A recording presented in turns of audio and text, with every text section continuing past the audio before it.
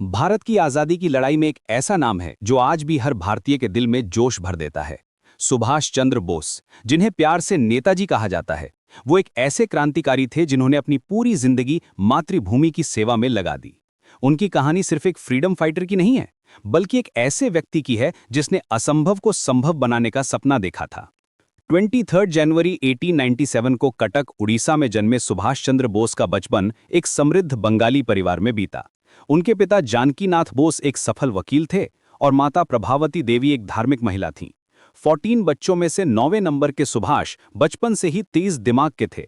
घर में बंगाली भाषा बोली जाती थी, लेकिन स्कूल में अंग्रेजी शिक्षा दी जाती थी। यहीं से उनके मन में अंग्रेजी शासन के खिलाफ पहली चिंगारी जगी। स्वामी विवेकानंद और बंकिम चंद्र चटर्जी की रचनाओं ने उनके विचारों को आकार दिया। प्रेसिडेंसी कॉलेज में पढ़ाई के दौरान उन्होंने स्टूडेंट पॉलिटिक्स में हिस्सा लिया और अंग्रेजी नीतियों का विरोध किया। उनकी प्रतिभा इतनी तेज थी कि उन्होंने इंडियन सिविल सर्विस का एग्जाम पास किया, लेकिन देश सेवा के जुनून में उन्होंने इस प्रेस्टिजियस जॉब को छोड़ दिया। ये फैसला उनके जीवन की दिशा तय करने वाला था। 1921 में भारत वापस आकर सुभाष ने महात्मा गांधी से मुलाकात की और इंडियन नेशनल कांग्रेस में शामिल हो गए। शुरुआत में वो गांधी जी के अहिंसक आंदोलन के साथ थे, लेकिन धीरे धीरे उनके विचार अलग होते गए।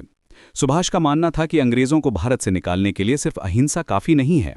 उन्होंने चित्तरंजन दास के साथ काम किया और बंगाल कांग्रेस के प्रेसिडेंट बने। 1938 में वो इंडियन नेशनल कांग्रेस के प्रेसिडेंट चुने गए, लेकिन गांधी जी से मतभेद के कारण उन्होंने रिजाइन कर दिया। इसके बाद उन्होंने फॉरवर्ड ब्लॉक की स्थापना की। जब वर्ल्ड वॉर 2 शुरू हुआ तो अंग्रेजों ने उन्हें हाउस अरेस्ट में रख दिया, लेकिन सुभाष ऐसे व्यक्ति नहीं थे जो आसानी से हार मान जाएं।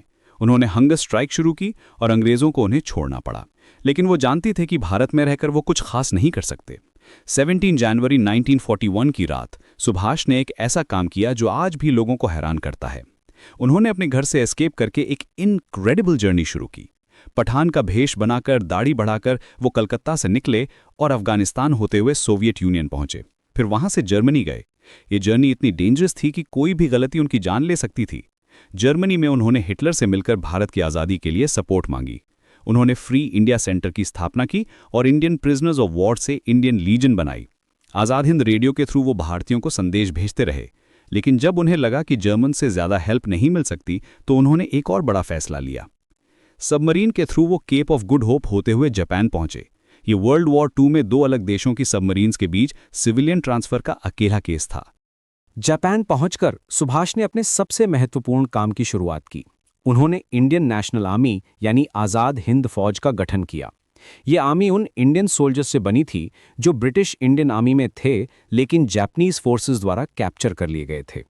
सुभाष ने इन सोल्जर्स को कन्विंस किया कि वो अपनी मातृभूमि की आज़ादी के लिए लड़े। जुलाई 4, 1943 को सिंगापुर में उन्होंने फेमस स्लोगन दिया, तुम मुझे खून दो, मैं तुम्हें आज़ादी दूंगा। इस स्लोगन ने पूरे एशिया में रह रहे इंडियंस को इंस्पायर किया। उन्होंने provisional government of free India यानी आज़ाद हिंद गवर्नमेंट की स्थापना की। अंडमान और निकोबार आइलैंड्स को लिबरेट करके उन्होंने वहां अपनी गवर्नमेंट बनाई। ये पहली बार था जब भारतीय मिट्टी पर इंडियन फ्लैग लहराया गया था। इना में 40,000 सोल्जर्स थे जो अपने देश की आज़ादी के लिए लड़ने को तैयार थे। उन्होंने बर्मा के थ्रू इंडिया में एंट्री की और इम्फाल तक पहुंचे, लेकिन किस्मत को कुछ और ही मंजूर था। 1944 के अंत तक जापानीज फोर्सेस कमजोर पड़ने लगी थीं। ब्रिटिश इंडियन आर्मी ने काउंटर अटैक किया और इना को पीछे हटना पड़ा। जापान के सरेंडर के बाद सुभाष को एहसास हो गया कि अब उनके पास ज्यादा ऑप्शंस नहीं बचे हैं। वो सोवियत यूनियन जाने का प्लान कर रहे थे, क्योंकि उन्हें लगता था कि सोवियट्स अब ब्रिटिश के खिलाफ हो सकते हैं। 18 अगस्त 1945 को ताइवान के पास एक प्लेन क्रैश में उनकी मौत हो गई, लेकिन आज भी बहुत से लोग इस पर सवाल उठाते हैं। कुछ लोगों का मानना है कि वो बच गए थे और बाद में कहीं और रहे। ये मिस्ट्री आज भी अनसॉल्व्ड है। सुभाष चंद्र बोस की पर्सनल लाइफ भी काफ़ी इंटरेस्टिंग थी। जर्मनी में रहते समय उनकी मुलाकात एमिली शेंकल नाम की ऑस्ट्रियन लेडी से हुई। उन्होंने उससे शादी की और उनकी एक बेटी भी हुई जिसका नाम अनीता था। लेकिन अपनी फैमिली लाइफ को उन्होंने हमेशा प्राइवेट रखा, क्योंकि उनकी पूरी फोकस देश की आज़ादी पर थी। वो एक कैरिज्मेटिक लीडर थे जो अपनी बात से लोगों को कन्विंस कर लेते थे। उनकी पर्सनालिटी में एक अलग ही जादू था। वो जहां भी जाते लोग उनसे प्रभावित हो जाते थे। उनकी लीडरशिप क्वालिटीज़ और डिटर्मिनेशन ने उन्हें नेताजी का टाइटल दिलाया। सुभाष चंद्र बोस का कंट्रीब्यूशन सिर्फ मिलिट्री एक्शन तक सीमित नहीं था। उन्होंने एक कंप्लीट विजन दिया था कि आज़ाद भारत कैसा होना चाहिए। वो सोशलिज्म के सपोर्टर थे और चाहते थे कि भारत में सभी को इक्वल अपॉर्चुनिटीज़ मिलें। उनका मानना था कि सिर्फ पॉलिटिकल फ्रीडम काफ़ी नहीं है, इकोनॉमिक फ्रीडम भी ज़रूरी है। आज़ाद हिंद गवर्नमेंट में उन्होंने विमेन को भी इंपॉर्टेंट पोजीशंस दिए। कैप्टन लक्ष्मी को विमेंस रेजिमेंट की कमांड दी गई। ये उस टाइम के लिए रेवोल्यूशनरी स्टेप था। उन्होंने ये साबित किया कि लीडरशिप में जेंडर कोई बैरियर नहीं है। उनकी विजन में एक मॉडर्न प्रोग्रेसिव इंडिया का सपना था, जहां साइंस और टेक्नोलॉजी को बढ़ावा मिले। आज भी सुभाष चंद्र बोस की लेगेसी हमारे साथ है। उनके आइडियाज़ और प्रिंसिपल्स आज भी रेलेवेंट हैं। उन्होंने दिखाया कि अगर डिटर्मिनेशन हो तो कोई भी गोल अचीव किया जा सकता है। उनकी करेज और सैक्रिफाइस की वजह से आज हम आज़ाद भारत में सांस ले रहे हैं। हर साल 23 जनवरी को उनका बर्थडे सेलिब्रेट किया जाता है।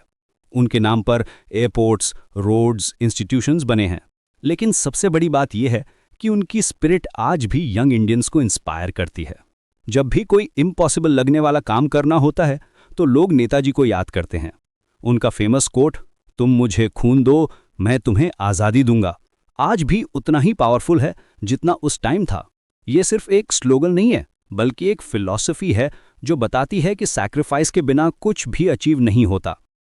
सुभाष चंद्र बोस की कहानी हमें ये सिखाती है कि सपने देखना काफ़ी नहीं है, उन्हें पूरा करने के लिए एक्शन भी लेना पड़ता है। वो एक ऐसे लीडर थे जिन्होंने कन्वेंशनल थिंकिंग को चैलेंज किया। जब सभी लोग एक ही रास्ते पर चल रहे थे तो उन्होंने अपना अलग रास्ता बनाया। यही तो है ट्रू लीडरशिप का मतलब।